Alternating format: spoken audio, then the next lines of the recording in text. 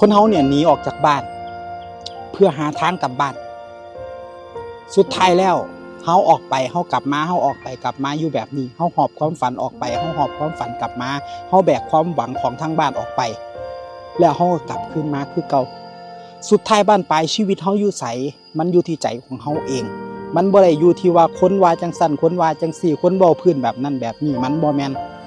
มันอยู่ที่ใจของเฮาครับใจเฮาต่างหากที่เป็นตัวเลือกว่าความสุขมันอยู่หม่องใดความสุขมันอาจบ่ได้อยู่ไกลข้ามน้ำข้ามทะเลภูเขาลำเนาไผมันบ่แม่นความสุขมันอยู่ที่ใจเฮาครับใจเฮาต่างหากที่เป็นคนเลือกบางเทื่อบ่โก้หรูบ่หรูหรามันก็มีความสุขได้บางเทื่อเฮามีความสุขอยู่กับสิ่งที่เฮามักเฮามีความสุขอยู่กับวิถีชีวิตดั้งเดิมผูกพันในสิ่งที่เฮาผูกพันฮักในสิ่งที่เฮาเคยฮักในสิ่งที่อีพ่ออีแม่เคยพาเป็นพาเฮ็ดมานี่คือความสุขอยู่หม้องใดแล้วสุขกายสบายใจนั่นล่ะคือความสุขความสุขอาจบ่ได้เกิดขึ้นจากเงินทองยศถาบรรดาศักดิ์ความสุขมันเกิดขึ้นอยู่